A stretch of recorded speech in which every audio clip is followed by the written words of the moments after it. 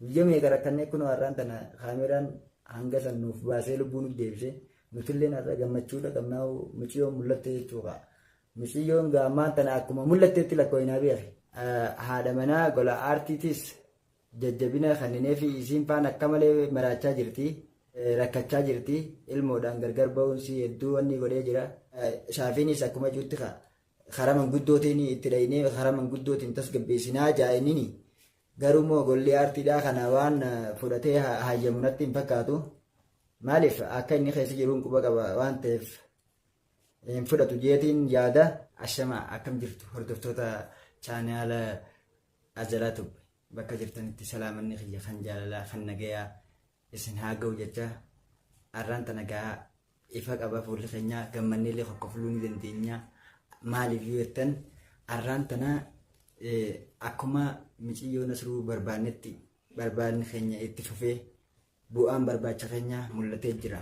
Har'aan tana eessatti agartan yoo jettan qaamaan Muciyyoo arkoo osoo hin taane hordoftoota keenya har'aan tana bakka kaameeraa dhayneetti bakka kaameeraatti Muciyyoodhaa fi kennaa isaa Muciyyoo harka qabatee deemu agarra jechuudha. Barbaannee waggaanii fi xumurru booda bakka kaameeraa dhayne bakka kaameeraa duraanuu nu ballamanii jiranii kaameeraa dhaynee kaameeraa keessatti agarra jechuudha. Har'aan tana alhamdulillaahi rabbil aalamiin Muciyyoo namni haate arkamee kannumaa akkuma hordoftoonni keenya koomentii jalatti nutti himaa jiran dafaatitti kaameeraa laalchisaadhaa jedhaniititti dhaamsanuu dabarsaa turanii dhaamsi isaaniitis hedduu hojjetee jira.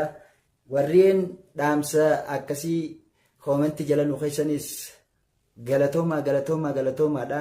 Uummanni Oromoo bal'aan nu cinaa dhaabbatee gargaarsa yaadaatiin akkana godha akkas godha warri jettanis hedduu takka galatoomaadha. Har'aan tana duboo fuulli kiyyalleen ifa qabaa gammachuu qabaa akka taa'amnetti hin hafne Muciyyoo gola aartiidhaa baasnee jirra jechuudha. Har'aan tanasa akkasiiti gammachuu qabna.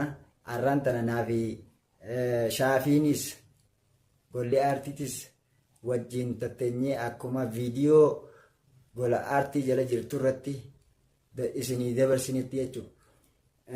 Muciyyoo gola aartiidhaa kaameeraadhaan isa haatee deemu haatichi kana jechuun hin danda'a. Fuulli keenyallee nuuf ife jechuudha. Akkasii golli aartiilleen duraan ani hin fuune jeetiti kan laal ani hin fuune Muciyyoo daa'ima akkamiin godha akkamitti isaa fuudhe jettan jee kadhaadatu jechuudha. Har'aan tana numaa saayibban isaatiin irra bilbili jenneeniiti irra bilbili Muciyyoon sibira jirtii ja'aanii jennee gaafannee nuti nun dafaluu jedhaniiti isaanillee didanii ganaa waa'ee kannaa keessaa baanee jirraa jedhanii dubbatan. Hordoftoota keenya manguddoon isaanilleen nun galchuu waa'ee isaa jedhaniiti garagalanii jiranii. Garuu immoo Nasruun manguddoo isaanillee dhiisuudhaaf hin deemu. Bakka inni jiru nu garsiisaadhaa jedhanii bakka inni jiru hin beeknu jedhanii isaanilleen manguddoonnis cinaan takka manarraa baafachuudhaaf akka deemanii na fakkaata. Manarraa deemnaa jedhaniiti dubbatanii manguddoonni jechuudha. Akka kennaa bakka jiru baasaa jennee nuti hin reebne isaan duraa baafachuudhaaf deemanii na fakkaata. Dafneetiti nuti foolisaan jala yaa'u jirra mana manguddootaa san jechuudha. Mana manguddoota san dhaynee akka manguddoon san nu harkaa hin baanetti dafnee qabsiifnaa boru ganamaa. Duuba manguddoon sanis bakka inni jiru quba qabaachuu hin ooltu jechuudhaan shakkineeti beekne nuti jala deemu jirru manguddoota jala. Akkasii har'aan tana foolisaan mana manguddoota waggaa dhaynus hin agarree isaan manan jiranii har'a walleenuu baafachuu fedhaniisa. Akkasitti Muciyyoon hafuura harkattee jirtii. Tasgabbaa'eeti homaa miti obsii aara kana obsii akka aaraniin muka hin darbanii jiran waan shidatan dhabaniiti. Suuta jiiti dhimmi kun dhimma cimaallee yoo ta'e homaa miti rakkoo hin qabuuti. Shaafiinis akkuma jirti karaa manguddootiin itti dhaynee karaa manguddootiin tasgabbeessinaa jaa'iniini. Garuu immoo golli aartiidhaa kana waan fudhatee hayyamu natti hin fakkaatu. Maaliif akka inni keessa jiruun quba qaba waan ta'eef hin fudhatu jeetiin yaada. waan godhamuu qabu itti fufnee jechuudha. Haadha manaa gola aartiitis jajjabina kanneen fi isiin faan akka malee maraachaa jirti. Rakkachaa jirti. Ilmoodhaan gargar ba'uunsi hedduu wanni godhee jira. Kanaafuu bira dhaabbannee boru jajjabinaas ni kanninaa fi isiis daftanii ilmoo maaliif naan finne jetteetiti uummata hundaanuu saayibban keenya hundaanuu itti iyyachaa jirti. Rakkachaa jirti. Cinqamaa jirti. Garuu arraga sabilina saadhaa duraan ani ilmoo hin fuune aboo ani ilmoo kamiin godha ani ilmoo daa'ima kamiin godha maalirratti ilmoo fuudha akkana fa'aasoo ni falma firraa falmeetis maal fidaree akkasitti har'aan targaa'oo mirkaneessineetiti itti afaan ittiin kofleewu akkamitti kasi kakatayyee ni kakata saayibban isaa kan gaggaafatus itti kakatee maal ja'a ture hin saddaynee fi garuu immoo manguddoo foolisaan barbaanneetiti dhabnee jechuudha. Manguddoo isaa san qabsiifneetiti manguddoon akka isa biddi goonaa jenneeti yaada qabna ture. Manguddoos jala deemnee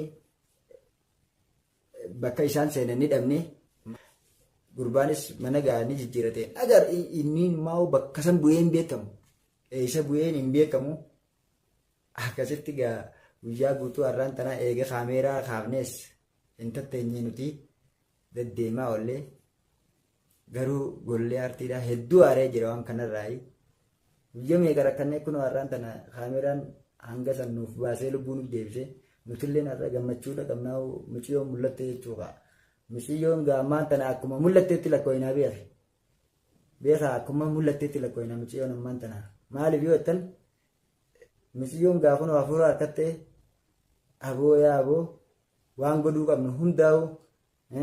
Inshaallah isinitti agarsiifnee viidiyoo biraatiin dalagaallee bobba'uu dhiifne dalagaa firaatti dhiifneeti hanga muciyyoon badde kana bar halkanii guyyaa deddeemnee barbaadu jirra waan takkillee jechuudha waa'ee jireenyaa itti dhiifnee jirra eega muciyyoon badde akkanaa tana jirraatitee hordoftoota keenya viidiyoo biraatiin amma walitti deebinutti nagaan naa tura nagaan bulaa haa bultanis nagaan naa oolaadhaa kan ooltanillee nagaan naa orraa faddaadhaa. Nagayaan naa jiraadha hanga viidiyoo sanatti waliin deebinu.